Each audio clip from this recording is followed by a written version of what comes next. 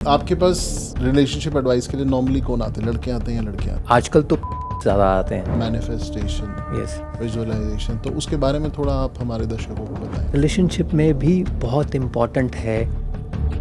Mindfulness को आप explain करेंगे, उसका मतलब क्या है? तो माइंडफुलनेस है कि इस टाइम पे जो है जैसा है मैं उसके साथ हूँ। कितनी टाइप की मेडिटेशन होती हैं और कॉमन मैन के लिए सबसे इजी मेडिटेशन कौन सी है? There is no meditation which is easy.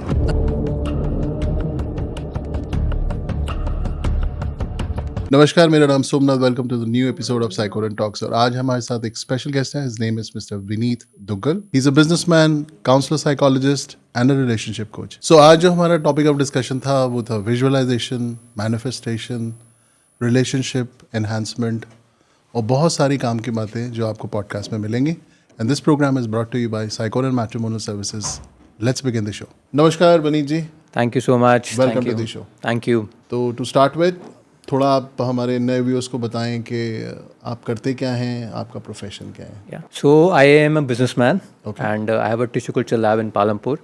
और जो मेरा पैशन एरिया है वो साइकोलॉजी है, वो पर्सनैलिटी है, वो माइंडफुलनेस है। ओके, और मैं इस डोमेन में काफ़ी ज़्यादा एक्सपैंड करता हूँ अपने आप को रिलेट करता हूँ, because this is my self expression. Okay. हम आपकी जर्नी को शुरू से समझेंगे। आप बिजनेसमैन थे, फिर आप इस प्रोसेस में आए, फिर माइंडफुलनेस के अंदर आए, फिर आप कोच बने। तो थोड़ा उस जर्नी के बारे में हमारे व्यूअर्स को बताएं।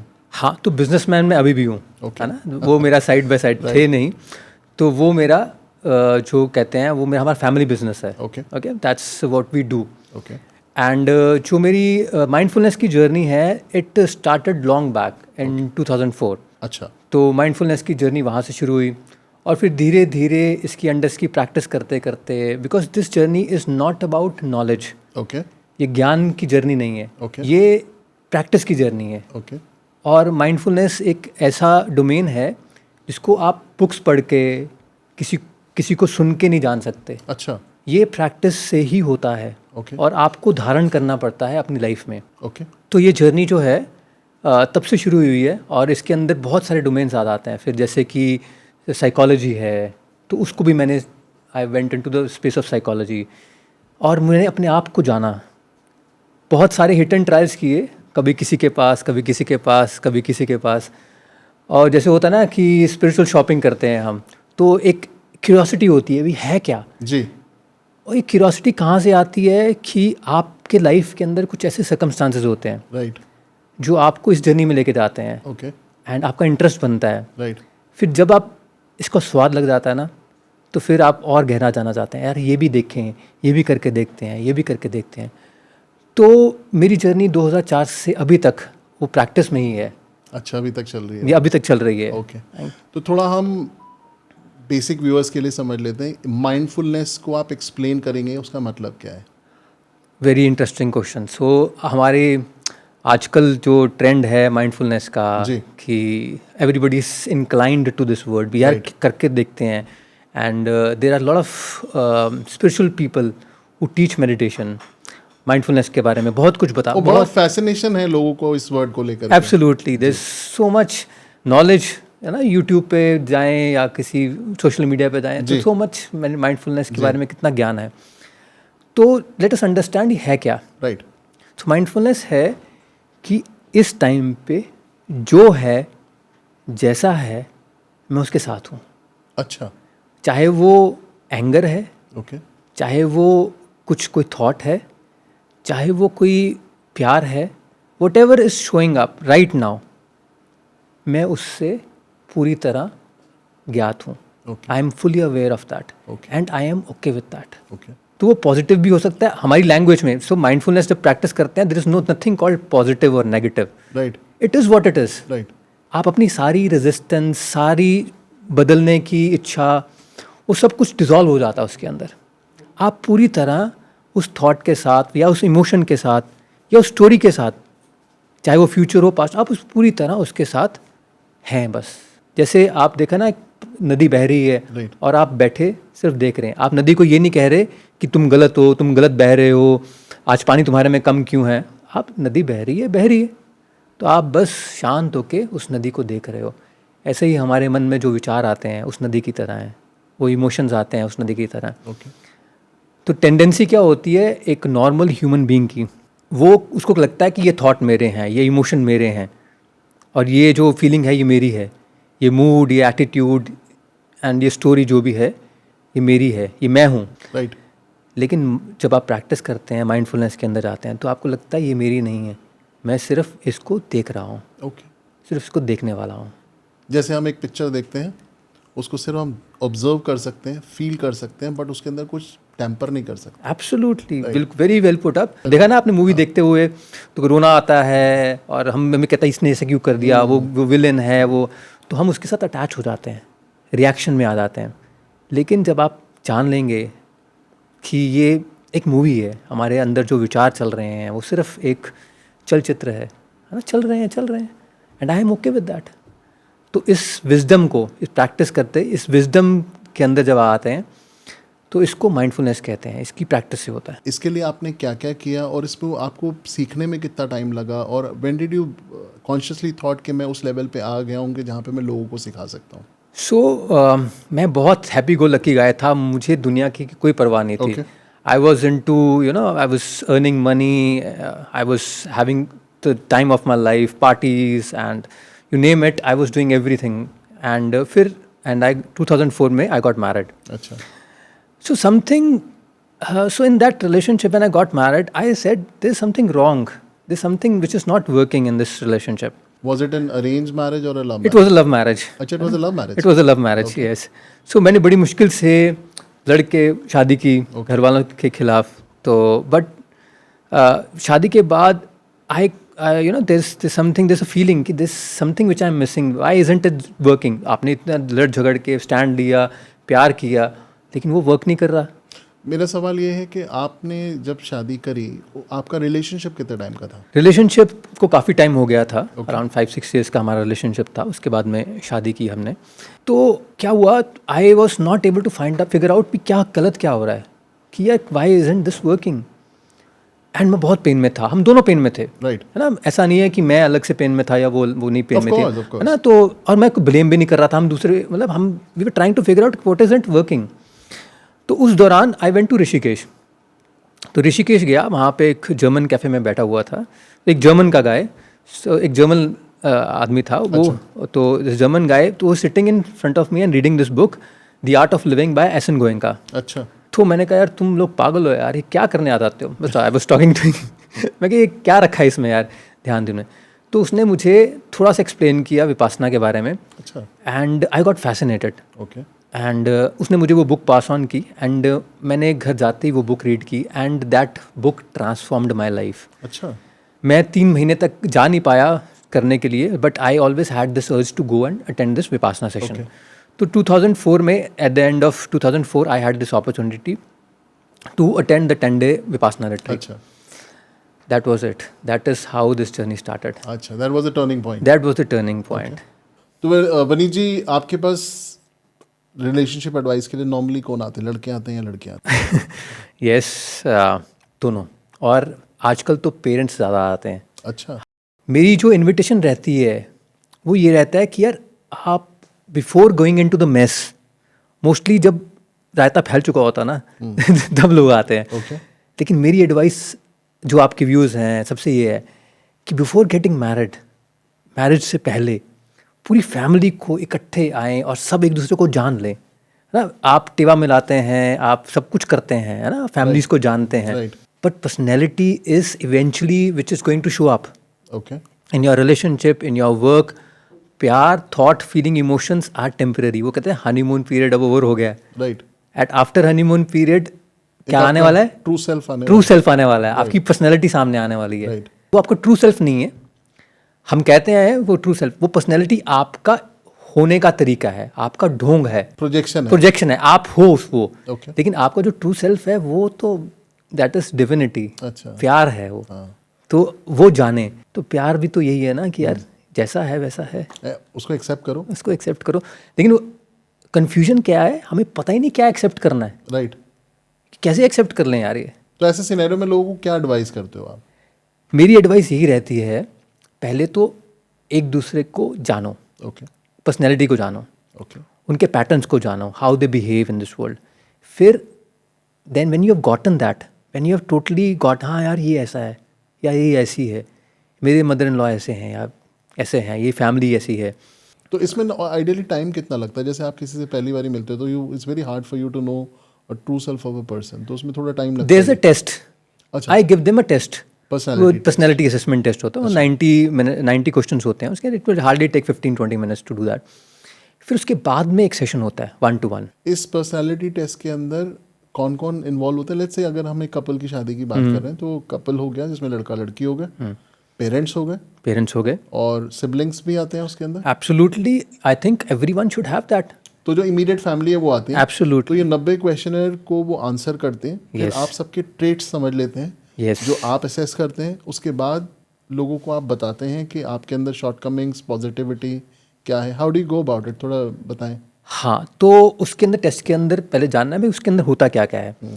तो फर्स्ट है आपका चाइल्डहुड मैसेज क्या है, आप किस तरह से आप बिहेव करते हैं इस वर्ल्ड में, आपका डिज़ायर्स क्या हैं, ओके. आपकी वीकनेसेस क्या हैं, आप कहाँ पे डिसइंटीग्रेट हो जाते हो, Okay. कहाँ पे आप बिखर जाते हो, प्रेशर फील करते हो किस सिचुएशन में, और किस सिचुएशन में आप पावरफुल फील करते हो. ओके.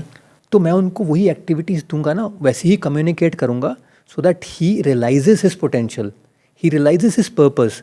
काम वो जो मर्जी कर रहा है, ओके. चाहे वो बिजनेस है, चाहे वो जॉब है, चाहे वो कम्युनिकेशन है, तो हम एक दूसरे को इनकरेज कर सकते हैं. हाँ, this is your unhealthy self and this is who you are. फिर वो एक्टिविटीज़ जब करेगा, वो सिचुएशन में आएगा, वो अपनी बीइंग में, अपनी नेचुरल बीइंग में आएगा. And once you both start vibrating in your natural being, जब आप दोनों अपने ट्रू सेल्फ में आ जाओगे, फिर then you are not dependent on each other for love, satisfaction, happiness. You are fully happy in yourself and the other person is fully happy in themselves. और जब ये दो fullness मिलती है ना, that is when the relationship is formed. A love, a total love gets formed. Very beautifully explained, Navneet ji. So taking further on this particular matter, हमने एक word का नाम लिया manifestation, Yes. visualization. तो उसके बारे में थोड़ा आप हमारे दर्शकों को बताएं. Manifestation is aligning your energy to what you want to manifest. Okay. It has nothing to do being positive. Okay. Positive सोचो, उसके बारे में सोचते रहो. That is something which most of us tell that manifest is में उसके बारे में सोचते रहो. बट उसके लिए ज़रूरी है कि आप अपने आप को जानें कि आपका पोटेंशियल क्या है. Okay. जब आपने अपने आप को जान लिया ना, Okay. तो आप कुछ भी मैनिफेस्ट कर सकते हैं. सारी जो एनर्जी लगती है, सारी जो एनर्जी रिक्वायर्ड है, रिसोर्सेज, प्रैक्टिसेस, वो है खुद के ऊपर काम करने का. Okay. खुद के ऊपर काम करेंगे तो अपने आप को जान लेंगे, तो बाहर ऑटोमेटिकली वो मैनिफेस्ट हो जाएगा. आप कुछ भी रख सकते हैं उसके अंदर. अच्छा, कई लोग ऐसा भी सोचते हैं कि कोई घर पे बैठा है और मैनिफेस्ट ही कर रहा है. हाँ. और कुछ कर ही नहीं रहा. तो उस केस में क्या होगा? कुछ कर नहीं रहा. हम ह्यूमन माइंड जो होता है ना कुछ कर रहा होता है. ऐसा कभी भी नहीं होता वो कुछ नहीं कर रहा हो. अच्छा. Human mind is always in a flux. वो कर ही जा रहा है. अगर हम कुछ भी नहीं कर रहे हैं, उसका मतलब भी अध्यात्म में कुछ कर रहा है.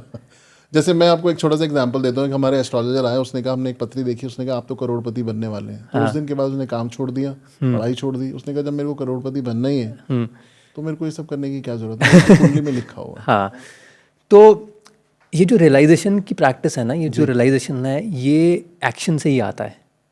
Okay. The only way to manifest anything in your life is through action. Okay. सोचने से, थॉट से, इमेजिनेशन से, तो वो एक ख्याली पुलाव हो जाते हैं. तो what is the best way of manifestation? Knowing who you are, okay. सबसे पहले, okay. And then aligning your energy to what you want to manifest. Okay. तो दोनों इंपॉर्टेंट है. राइट. मोस्ट इंपॉर्टेंट क्या है? अपने आप को जानना, okay. Who you are. Okay. And then once you know who you are, then you can transform your energy to what you want to create. So it will go to the first part that आप वो personality questionnaire आप fill up करते हैं trades का, वो 90 question जब answer करते हैं, देन यू फॉर्म बेसिक, आपका एक रोड मैप बन जाता है Yes. जहाँ पे आपको पता है आपका नेचर क्या है. Then you accordingly guide people. Yes. Okay. Okay. कोई क्लासिक केस आप बताना चाहें या डिस्कस करना चाहें हमारे लिए? Yes, I had this guy. So उसके लिए ना फियर एक बहुत बड़ा इमोशन था. Okay, you know he was always in anxiety and उसको भी नहीं पता था, उसको कहता मैं एंगजाइटी में क्यों चले जाता हूँ and I am scared of you know he is making stories कि something bad will happen, something bad will happen to in his case, something bad will happen in his case. तो वो कुछ भी डिसीजन लेता नहीं था, लेकिन सोचता रहता था, उसके बारे में बात ज़रूर करता रहता था. राइट. उसके रिलेशनशिप में भी ये था कि वो कुछ भी उसकी वाइफ कहती थी तो वो एंक्शियस हो जाता था कि यार मैं कैसे करूँगा, मैं फेल ना हो जाऊँ, मेरे से होगा कि नहीं हो पाएगा. तो बहुत डाउट में था वो. Okay. So immediately you know उसका फर्स्ट रिएक्शन यही होता है, ये मेरे से हो पाएगा कि नहीं हो पाएगा. राइट. तो उसके रिलेशनशिप में इतनी रेजिस्टेंस थी, उसकी बीवी तंग आ चुकी थी कि यार ये डरता है, तो बहुत डरपोक है and I cannot handle that. Anxiety में चले जाना है, रिएक्शंस होने, फिट्स आने उसको. अच्छा, सीरियस केस था ये तो. Yes, very serious. सो जब हमने उन दोनों का पर्सनालिटी असेसमेंट टेस्ट किया तो मैंने उनको बताया that you have this tendency of fear. तो फेयर हमने उसको ढूंढा कहाँ से आया था उसको fear. When we had this conversation and हमने जाना कि उसकी जो पर्सनैलिटी है it is all about revolving around कि कुछ गलत ना हो जाए, कुछ गलत ना हो जाए. हम होते हैं, कई लोग ऐसे भी होते हैं. There are so many different kind of personalities. One of the personalities they are always prepared for the worst case scenario, है ना. दे वांट टू, हम कई लोग होते हैं चल ठीक है करके देखते हैं, but some people really want to prepare for the first case scenario. He was one of them. उसका एक जो एक्सट्रीम होता है वो एंग्जाइटी होती है. राइट. सो जब वो मेरे पास आया तो हमने उस पर काम किया. We had a beautiful conversation. He only initiated this journey. अच्छा. He wanted to know about himself कि ये मुझसे क्यों हो रहा है. राइट. तो हमने I explain to him when he came to know about this, you know, and I gave in practices what to do. Within 1 month उसका एंग्जाइटी लेवल फ्रॉम 100 to 10 रह गया था. अब वो कई सिचुएशंस में, कई सिनेरियोस में वो पहले ही कर देता है हाँ यार मैं एंग्शियस हो रहा हूँ, अब मेरी एंग्जाइटी है. पहले तो उसको पता भी नहीं था, वो रिएक्ट कर रहा था. आपने मैप करना शुरू कर दिया. Yes. Okay. Yes. Okay. The mapping is first stage and then there are practices. Right. Action लेना पड़ेगा. बगैर एक्शन की ये वो एस्ट्रोलॉजी या न्यूमरोलॉजी के उपाय नहीं है, एक बार हो गया तो हो गया, है ना. तो वो अपनी जगह पे हो सकता है वर्क करें ना करें, मतलब उनके अपना एक बेनिफिट्स होते हैं, वो अपनी एक साइंस है. जी. बट साइकोलॉजी है, जो अध्यात्म है या साइकोलॉजी है या माइंडफुलनेस है ना, इसके अंदर अवेयरनेस बहुत इंपॉर्टेंट रोल प्ले करती है. ओके. और ये जर्नी आम लोगों के लिए नहीं है. बहुत करेज चाहिए इसके लिए, बहुत हिम्मत चाहिए अपने आप को जानने का. हम इतना रेजिस्ट करते हैं अपने आप को, इतनी पेन में है. वो कहते हैं ना हमें अपना दुख भी सुख लगना शुरू हो जाता है after some time. Vaneet ji, हमें थोड़ा विजुअलाइजेशन के बारे में बताएं and what are the techniques which one can use to. For visualise is nothing but creating a future. आप विजुअलाइज करिए कि आपने अब स्विट्ज़रलैंड जाना है. राइट. सो 1 महीने बाद आपकी फ़्लाइट है, आपने स्विट्ज़रलैंड जाना. ओके. तो आप विजुअलाइज करेंगे ना वहाँ पे मैं क्या करूँगा, कैसे रहूँगा, टिकट कैसे बुक होगी, कौन कौन जाएगा साथ साथ, क्या क्या एक्सपीरियंसेस करने हैं. तो you all start planning. Right. Relationship में भी बहुत इम्पॉर्टेंट है गोल सेट करना. अच्छा. हम क्या करते हैं, शादी तो करा दी, लेकिन मोस्टली हम डील करते रहते हैं कैसे फिक्स करें, कैसे इसको कन्विंस करें, कैसे मैनिपुलेट करें, कैसे डोमिनेट करें, हु इज़ अहेड. लेकिन जब हम एक फ्यूचर गोल सेट करेंगे ना कि यार हम एज अ कपल कहाँ जा रहे हैं, तो आपके जो एक्शंस होंगे ना उसके साथ अलाइन हो जाएंगे. अच्छा. ओके. तो visualisation of the future goal that you want to create, it is very important for a relationship to work, to create love and affinity in a relationship. तो नॉर्मली किस टाइप के goals लोग रखते हैं या आप कैसे गोल्स उनको देते हैं? So there are so many areas of your life. Spirituality can be one of the areas, family can be one of the areas. How do you want to financial independence हो सकता है, Right. Career हो सकता है, business हो सकता है, maybe you want to set up. So जब हम स्टार्टिंग में ये फ्यूचर सेट कर देंगे, देन आपके जो सारे एक्शंस होंगे ना वो एक दूसरे की तरफ नहीं होंगे, एक दूसरे को फिक्स और चेंज करने के लिए नहीं होंगे. आपका वो गोल्स मैनिफेस्ट करने में हो जाएगा. आपका सारी एनर्जी वहाँ फ्लो करेगी. और जब दोनों लोग एज अ कपल्स इकट्ठे होंगे, वो दोनों कहेंगे हाँ यार this is where we want to go to Switzerland, we want to go to America. ये बहुत स्ट्रॉन्ग स्टेटमेंट दिया है वनीत जी आपने, और मुझे लगता है कि अगर ये लोग ढंग से समझ पाएँ तो आई थिंक उनको इतने सारे अपने क्वेश्चंस के आंसर मिल जाएंगे कि हम छोटी छोटी चीज़ों के पीछे भाग रहे हैं. एब्सोल्युटली. अगर लाइफ का एक बड़ा गोल रखें तो ये छोटी छोटी चीज़ें आपको बॉदर करेंगी ही नहीं. Yes. Now coming back to mindfulness, उसमें मेडिटेशन कितनी हेल्पफुल रहती है और इसके कौन कौन से तरीके हैं मेडिटेशन के, आप जो हमारे दर्शकों को बताना चाहें? पहले तो हम सब क्या करते हैं, हिट एंड ट्रायल करते हैं, यार ये मेडिटेशन मुझे सूट करेगी नहीं करेगी, एंड हम बहुत डिसअपॉइंट हो जाते हैं. कुछ करते हैं यार, कुछ मिलता नहीं है हमें. स्टार्टिंग की जर्नी ऐसी ही होती है कि यार बैठे रहते हैं, क्या हो रहा है यार, कुछ भी नहीं तो हो रहा, एंड बहुत रेजिस्टेंस फील करते हैं मन से भी और एनवायरनमेंट से भी बहुत रेजिस्टेंस होती है. व्हेन वंस जब हम चॉइस करते हैं ना कि यार हमें इस जर्नी में जाना है, तो हम सबकी लाइफ में, मेरी लाइफ में भी ये रेजिस्टेंस आई मेरी फैमिली से कि यार ये क्या है, तुम काम करो यार. राइट. तो अध्यात्म को जानने के लिए, माइंडफुलनेस को जानने के लिए और क्या प्रैक्टिस को करना चाहिए, हमें पहले 3 कैटेगरीज में हम जर्नी को डिफाइन करते हैं. कर्म योग, जी. ज्ञान योग और भक्ति योग. जी. हमारी पर्सनैलिटी डिफाइन करती है हमें किस जर्नी में जाना चाहिए. ओके. अगर हस्बैंड एंड वाइफ अगर वाइफ एक इंडिविजुअलिस्ट है और हस्बैंड पीस मेकर है, तो दोनों अलग अलग पर्सनैलिटी है. करेक्ट. है ना. तो दोनों को अगर मैं फिर दोनों को अलग अलग चीज़ें सजेस्ट करूंगा कि यार तुम भक्ति योग में जाओ और तुम कर्म योग में जाओ. राइट. है ना. दोनों अलग अलग पर्सनैलिटीज़ हैं, और जब पर्सनैलिटी का पता चल रहा है देन, और जो वो फिर प्रैक्टिस करेंगे ना, वो ज़्यादा अलाइन होगी उनके नेचर से, उसके ज़्यादा बेनिफिट मिलेंगे, उसके ज़्यादा वो जर्नी बहुत ज़्यादा आसान हो जाएगी, and people can relate to it. Mind कम रेजिस्ट करेगा, ऐसा नहीं रेजिस्ट नहीं करेगा, माइंड कम रेजिस्ट करेगा, और जो उसका आउटकम होगा वो जल्दी होगा. सो बहुत इम्पॉर्टेंट है कि जानना कि आपकी पर्सनैलिटी के अकॉर्डिंगली आपकी जर्नी क्या होनी चाहिए, आपकी कौन सी आपकी कौन सी मेडिटेशन होनी चाहिए, कौन सी प्रैक्टिसेस होनी चाहिए. सेकंड मोस्ट इम्पॉर्टेंट जो थिंग है इसके अंदर, पहले तो जान लिया कि मेरी this is my personality, and identify कर लिया कि ये, और सेकंड है प्रैक्टिस. ये सोचने से नहीं होने वाला.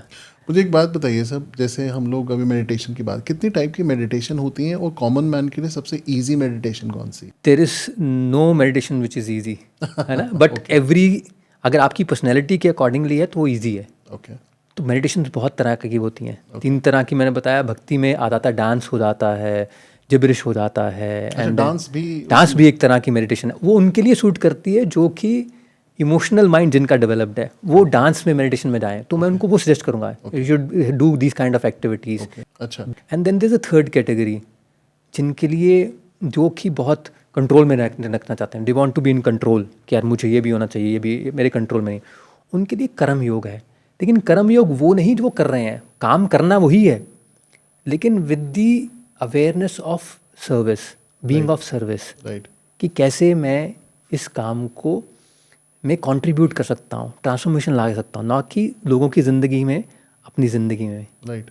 आपके पास जितने भी लोग आते हैं तो उसमें से कितने % ऐसे होते हैं जो अपनी लाइफ को ट्रांसफॉर्म कर पाते हैं? जैसे 100 लोग आए तो आप तो सबको असेस कर ही लेते होंगे. यस. तो इस पूरे प्रोसेस के अंदर, अकॉर्डिंग टू यू, आप इतने सालों से इस चीज़ को, माइंडफुलनेस को प्रैक्टिस कर रहे हैं, तो how many people do turn around and become what you wanted them to become? So ये एक जर्नी है, ऐसा नहीं है दे बिकम समथिंग. कुछ भी तुम्हें चेंज करने की ज़रूरत नहीं है. सबसे पहले तो उनको जब बता दिया उनके बारे में, तो उनके साथ वो ज्ञान, वो एक्सपीरियंस हमेशा के लिए रह जाता है. ओके. सो नाउ क्या होता है, अब जैसे मुझे मेरे बारे में पता है ना, this is who I am, मुझे ज्ञान इकट्ठा करना अच्छा लगता है, लेकिन वो मेरा पर्सनैलिटी है. मेरे पास बहुत सारी बुक्स हैं, बहुत सारे कोर्सेज किए हैं, तो ये मेरी पर्सनैलिटी है. राइट. बट मेरी जो पर्पस है लाइफ का, वो है ये ज्ञान को विजडम में कन्वर्ट करना. कैसे होगा? To share it with people. Right. So मैं बहुत बार ऐसा होगा कि मैं अपनी पर्सनैलिटी में घुस जाऊंगा, छोड़ यार क्या करना है, छोड़ इसको क्या बताना है ना. तो एक जर्नी है, ये जो पर्सनैलिटी है ये आपके साथ ही रहने वाली है. तो this is the journey of awareness. So कभी आपका ब्रेक थ्रू होगा when you will be able to express yourself with your purpose, when you are aligned to your purpose. और कभी कभी आपका ब्रेक डाउन भी होगा, जहाँ पे आप देखेंगे यार मैंने रिएक्ट कर दिया अपनी पर्सनैलिटी से. तो ये डिस्टिंक्शन मिलती है, ये उनको ज्ञान मिलता है, ये उनको एक फैकल्टी मिलती है जानने की. अब वो कभी कभी वो ब्रेक डाउन्स भी होंगे, कभी कभी ब्रेक थ्रूज भी होंगे, कभी कभी वो इसको यूज़ कर पाएंगे, कभी कभी वो कहेंगे यार ये क्या हो गया. राइट. वो सब कुछ होने वाला है. तो कहीं, और जो ट्रांसफॉर्मेशन की बात कर रहे हैं, yes, a lot of people who work they get transformed. अपने रिलेशनशिप में हो या अपना करियर में हो, देखो अगर आपको आपके मतलब की आपके अलाइन की हुई चीज़ें मिल जाए, चाहे वो करियर है, बिजनेस है राइट और आपके रिलेशनशिप हैं, आप अंडरस्टैंड कर सकें, तो वो भी बहुत पावरफुल स्पेस है होने की है। उसमें आउटपुट एक्सपीरियंस का होता है, ऑफ कोर्स बाहर तो हो ही जाएगा। आप अपने व्यूअर्स को कुछ सेल्फ हेल्प बुक रिकमेंड करना चाहें? 2 बुक्स हैं जो मैं बिल्कुल रेकमेंड करना चाहता हूँ। एक द पावर ऑफ नाउ, वो इतनी प्यारी, इतनी ट्रांसफॉर्मेशनल बुक है कि आप उसकी नॉलेज को, उसके ज्ञान को अगर आप सुन लें या उसको पढ़ लें, आपको पता चलेगा कि अवेयरनेस में कितनी ताकत है। अच्छा, फिर आप अपनी पर्सनैलिटी में नहीं, अपने सर्वाइवल में नहीं, अपनी ईगो में नहीं, आपको पता चलेगा कि यार मैं एक बहुत पावरफुल ज़िंदगी जी सकता हूँ और वो मेरे बस में है, वो मेरी चॉइस है। वो आप लेते हैं नहीं, वो बात की बात है। वो है नहीं तो आप वही पर्सनैलिटी में जिएंगे और ख़त्म हो जाएंगे। Right. बट वो आपको बुक एक्सेस देगी आपको कि यार what is the power of now. Okay, second book है art of living by S N Goenka ji, जो आपने पढ़ी। जो मैंने पढ़ी, जिसने मेरी ज़िंदगी बदल दी।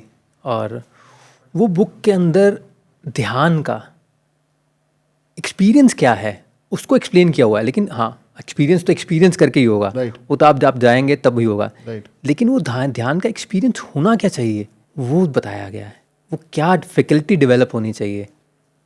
किताबी है वो किताब, लेकिन वो किताबी बातें नहीं हैं। वो जो बहुत बड़े बड़े चैप्टर लिख देते हैं, हाँ ये ऐसा होना चाहिए, वैसा होना चाहिए, ऐसा हो सकता है उनके लिए, बट बहुत क्रिस्प दिया हुआ है। The art of living by S N Goenka ji. Vineet ji, what is important in a relationship? पूरी दुनिया रिलेशनशिप्स के ऊपर ही डिपेंडेंट है। Right, We are all in one relationship or the other, whether it is our spouse or our parents, whether it is children or our work area. But we'll talk about family, a couple relationship. Please. तो उसमें ना 3 dimensions बहुत important होती है। जी, The first is the mind, okay, so आपकी जो fulfilment of mind कितनी है। सो माइंड की फुलफिलमेंट कहाँ से आती है, तो उसको जानने के लिए, माइंड को जानने के लिए आपको एक दूसरे के बारे में जानना ज़रूरी है। ओके, और जब आप एक दूसरे को जान लेंगे, उसको एक्सेप्ट कर लेंगे, and you will support them in their journey, okay, तो वहाँ से माइंड की फुलफिलमेंट आती है। ओके, सेकेंड एस्पेक्ट है emotional fulfilment. Okay, emotional fulfilment क्या होती है? इमोशनल इज़ कि हम एक दूसरे के इमोशंस को एक्नॉलेज करें, Okay. रादर देन उसको रेजिस्ट करने के बजाय, उसको रॉन्ग मेक करने के बजाय, या उसको बताने के बजाय ये नहीं, ठीक नहीं है ना, जज करने के बजाय हम खुद भी इमोशनली एक्सप्रेस कर पाएँ अपने आप को, ओके, और दूसरों के इमोशंस को भी अंडरस्टैंड कर पाएँ। Okay, and the third is physical fulfilment. तो फिजिकल फुलफिलमेंट में सेक्सुअलिटी बहुत इंपॉर्टेंट रोल प्ले करती है। अच्छा, हाँ, तो टू अंडरस्टैंड सेक्सुअलिटी, सो मैंने कॉन्शियस सेक्सुअलिटी को बहुत गहराई से पढ़ा है, इसके एक्सपेरिमेंट्स किए हैं और इसको ध्यान के साथ जोड़ा है। तो what is conscious sexuality? Conscious sexuality है, it is the how to use your sexual energy to create a beautiful relationship. Okay. You know what is the number one reasons, the top 3 reasons for divorces in India? The first is relationships, ना, आपके extended relationships. Right. आप अगर research करेंगे तो वो कैसे fulfil होगा, आपकी जानने के साथ। Correct. वो नंबर 1 रीज़न है। Right. वो आपने माइंड से जान लिया किसी को कि यार ये क्या है, और इमोशंस के साथ आपने उनको एक्नॉलेज कर लिया। Right. वो that takes care of the first part. The second is finances. Yes. Being finances are a major reason for divorces and tension in relationship. Correct. तो उसके लिए हम क्या करेंगे, हम फ्यूचर क्रिएट करेंगे, मैनिफेस्ट करते हैं यार, let's we deserve to be rich, wealthy and prosperous in our lives. Absolutely. और 2 लोग जब इकट्ठे काम करते हैं, rather than focusing your energy on making someone wrong, एक दूसरे खींचने के बजाय, जब आप दोनों एज अ टीम काम करेंगे ना, टू क्रिएट दैट फाइनेंशियल्स, और हो सकता है आपके पास हो, बट उसको एक्नॉलेज करना है, उसको यूज़ कैसे करना है, Right. That is the second aspect. Right. Third जो major important reasons of divorce है आज की डेट में, वो है सेक्सुअलिटी। इट इज़ क्योंकि मेन के लिए सेक्सुअलिटी डिफरेंट है और फीमेल के लिए सेक्सुअलिटी टोटली डिफरेंट है। Right. And we as couples, actually specially men need to understand that how does a female sexuality work. Okay. आपने एक सीरीज़ देखी होगी लव स्टोरीज, जहाँ पे नीना गुप्ता एक बहुत प्यारा क्रिएट करती है कि माउंट फूजी क्रिएट करती है. So mount Fuji is a orgasm of a female, okay. है ना. और मोस्ट मेन को पता भी नहीं होता कि there is a concept called orgasm in a female. Male orgasm का पता है, राइट. बट फीमेल ऑर्गेजम का बहुत कम लोगों को पता है. Okay. So and that has a very beautiful message. अगर आप सेक्सुअलिटी फिजिकली फुलफिल्ड हैं एक दूसरे से, I'll tell you 99% of the problems are resolved automatically. अच्छा. तो इतना इम्पॉर्टेंट है ये एस्पेक्ट. ओके. उसमें आपकी प्रॉब्लम्स हैं, चाहे वो सेक्सुअलिटी के रिलेटेड कुछ भी प्रॉब्लम्स है, सब कुछ टेकन केयर हो जाता है. बट उसके लिए अवेयरनेस और प्रैक्टिस होती है, ओके. अंडरस्टैंडिंग होती है. ओके. एंड ये नॉलेज हमें सब अपने बच्चों को देना बहुत इंपॉर्टेंट है to have a fulfilling relationship. Right. ये तीनों एस्पेक्ट्स तीनों इम्पॉर्टेंट हैं. अगर आप तीनों के ऊपर काम करें तो मैं आपको लिख के देता हूँ, no relationship is going to get separate. You are going to experience love, affinity, amazing adventures, fulfilment. You talk about it. ये तीनों के ऊपर काम करें, आप देखें. वनी जी, मैं ये जानना चाहता हूँ, what is love for you? ये ना बहुत ही इंटरेस्टिंग टॉपिक है ना. हम सब ने जी. ये डिफ़ाइन किया है अपने अपने तरीके से कि प्यार क्या है. जी. जो मैंने जो सीखा है या जो मैंने एक्सपीरियंस किया है जी. कि लव की ना 3 स्टेजेस होती हैं. ओके. ओके. तो जब हम नया रिलेशनशिप होता है ना, तो पहली स्टेज कब आती है? जब नया रिलेशनशिप हम मिलते हैं तो वी थिंक हमारा सारा लव ना दूसरों के ऊपर होता है. राइट. उसको क्या अच्छा लगता है, कहाँ जाना अच्छा लगता है, तो हमारा पूरा लव ना दूसरों के ऊपर होता है. So we think that love is making the other person happy. और Correct. वो पहली स्टेज होती है. Right. और हम सबकी स्टेज में, हमारे सबकी लाइफ में वो स्टेज आती है Right. जहाँ पे हमारा लव डिपेंडेंट ऑन अदर है. उसकी क्या फीलिंग है, क्या इमोशन है, व्हाट डज ही लाइक और लाइक डिसलाइक, तो सारी एनर्जी वहाँ चली जाती है. फिर सेकंड स्टेज आती है ओके. जहाँ पे थोड़ी देर के लिए तो दूसरे को फुलफिल करना अच्छा लगता है. फिर कहता है व्हाट अबाउट मी. राइट. दोनों के साथ होता है. Right. What about my life, where is love for me, what is there should be self love. क्योंकि वो दूसरों को कब तक खुश कर सकता हूँ. वो फुलफिलमेंट कहीं ना कहीं एम्प्टीनेस रहती है, गैप रहता है कि यार ये क्या है, ये क्या करी जा रहे हैं हम, है ना. और वो कहीं ना कहीं थॉट्स, फीलिंग्स, इमोशन सबसाइड हो जाते हैं. तो वन वे ट्रैफिक की तरह हो जाता वन वे ट्रैफिक. लेकिन फिर सेकंड स्टेज आती है जहाँ पे आप कहते हो कि यार लव मेरे लिए है कि मेरे को अपना कुछ करना है, मुझे अपना करियर बनाना है, मुझे अपना पैसे होने चाहिए मेरे पास अपना क्या कहते हैं अपनी ज़िंदगी होनी चाहिए. देन यू मेरा स्पोर्ट्स, मेरे इंटरेस्ट क्या हैं, तो then you focus on yourself. You से सेल्फ लव पे आ जाते हो फिर. Right. That is the second stage. Right. आपको लगता है वो सेल्फ लव है, होता भी किसी हद तक, है ना, कि मेरे को क्या अच्छा लगता है. Now I will look at my self कि आई एम नॉट सेटिस्फाइड. आप दूसरों के साथ भी होते हो, लेकिन मुझे ये अच्छा लगता है, अब मेरे को ये किट्टी पार्टी में जाना है, मुझे ये गेम खेलनी है, मुझे अपने फ्रेंड्स के साथ जाना है. सो वहाँ पे अब सेकंड स्टेज में ये आपकी खुद का लव इम्पॉर्टेंट हो जाता है. राइट. तो मोस्ट ऑफ द रिलेशनशिप्स दे ना पेंडुलम की तरह स्टेज 1 और स्टेज 2 में घूमते रहते हैं. राइट. हम सब एक्सपीरियंस Right, करते हैं. right, हाँ, ये स्टेज 1 होगी, व्हाट तुम्हें क्या अच्छा लगता है, या stage 2 what about me, correct. My love, my life, है ना, माई करियर एंड माई. तो देन ये दोनों अनसेटिस्फाइंग होते हैं. आप कहीं ना कहीं अकेले भी रह के थक जाते हैं और कहीं ना कहीं दूसरों को खुश करते हुए भी करेक्ट. आपको लगता है कि एग्जॉस्ट हो जाते हैं. एंड देन थर्ड स्टेज आती है जब आप दोनों से कहते हैं नहीं है, this is not working for me. But वो थर्ड स्टेज क्यूरियोसिटी से आती है कि नहीं यार, there is something more to this. When you realise. When you realise. Right. Third stage आती है when you become love. Okay. फिर आपको सामने कोई है तब भी आप प्यार होते हो, कोई नहीं है तब भी प्यार होते हो. ओके. तो आपके अंदर वो प्यार का झरना बहता है. आपके अंदर वो रियलाइजेशन होती है कि यार my love is not dependent on someone and neither I have to create love, I am already love. तो यहाँ पे एक रूमी का कोट है कि do not look for love, do not seek love, look for what is the barriers which you have created around love. अच्छा. और जब आप वो सारे बैरियर्स हटा देते हैं तो आपके अंदर वो प्यार का झरना ऑलरेडी है. ओके. ये थर्ड स्टेज है. ओके. लेकिन ये थर्ड स्टेज क्रिएटेड स्टेज है. ये इसको क्रिएट करना पड़ता है moment bye moment, experience by experience. Love and romance is not your feeling, your emotion, your thoughts, your circumstances, it is your creation. आप जब कहते हो प्यार है तो वो प्यार है, राइट। लेकिन इसके लिए काम करना पड़ेगा. Vineet ji, I think you have nailed it. और Yes. जो आपने इतनी छोटे पॉडकास्ट में इतनी सारी ज्ञान की बातें करी, आई थिंक हम जैसे सारे लोग who's thriving to become successful, having a blissful life, I think वो सब आपने रोड मैप बताया. I hope people follow that. अब हमारा जो सेगमेंट है, it is called knowing Vaneet Duggal. इसमें कुछ हमारे एक जनरल सवाल हैं आपको लेकर के. Yes. This for basically people who are following you, आपके fans, little knowing more about you as a person. तो वनीत जी, सबसे पहले हमारा सवाल है कि who is your inspiration? So एक राजा था जिसको he is called Zorba the Buddha. हाँ, है ना, आपने सुना हुआ है जोरबा द बुद्धा. वो बाहर से he has everything, he has prosperity, he has luxuries of life, सारी ही लिव्स इन abundance में थी. अबंडेंस, बट अंदर से वो बुद्धा है. He says I have everything and I need nothing. So that is my inspiration of life. सब कुछ होना चाहिए आपके पास, abundance, riches, beautiful relationships, you name it, but अंदर से आपको बुद्धा होना चाहिए. क्या बात है. And what is your hobbies?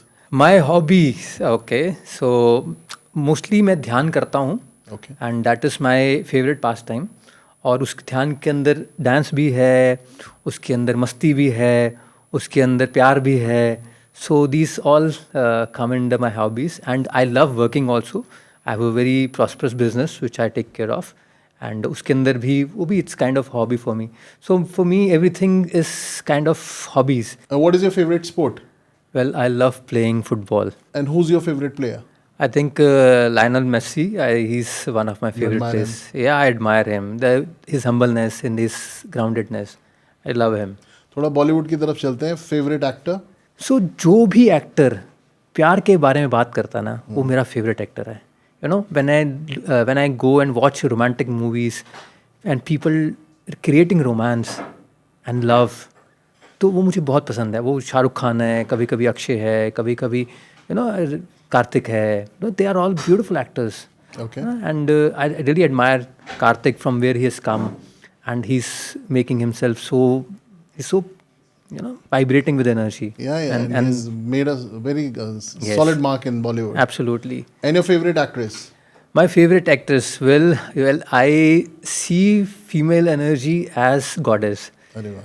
So for me, every female, she's a divine creation of God. Okay. And the beauty and the way they carry themselves. So Priyanka Chopra is an amazing actress. So I really admire her for what she's created for herself. Okay. And there are other actresses also. Aishwarya Rai is very good. गाने तो सभी को पसंद है. Yes. And who's your favorite singer? Well, इसमें ना अरिजीत, लेकिन अरिजीत मेरा फेवरेट है. वो जो गाने बहुत, लेकिन वो ना हमेशा वो ऐसे गाने गाता है कि यार बिछड़न के एंड थोड़ा दुख मतलब भरे. तो दुख भरे. And I see always beauty in relationship. है ना, I see coming together and love. And why do we have to go through all the pain, है ना. But pain is also part of our lifes. But the second जो है प्रतीक कुहाड़ है ना, जो I really love him, the way he sings. Oh, he's a beautiful singer. He's a beautiful singer. Yeah. I really love him. And before we conclude this conversation, I want you to give a few advice to our viewers on life and Yes. how to live life. Yes. So my advice to every one of you: life is either happening to you, or you are creating life.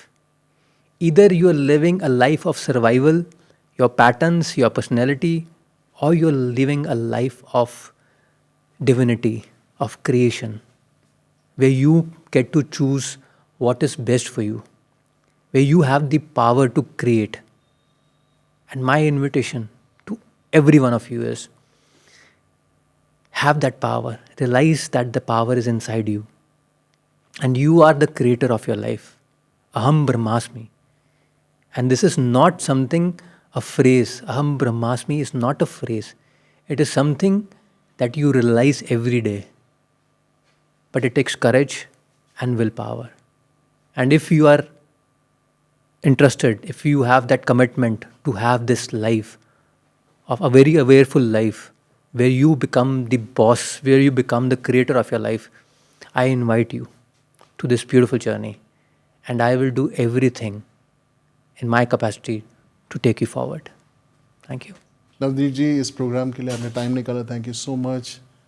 And though we have few more questions, we'll try to take up in the next episode.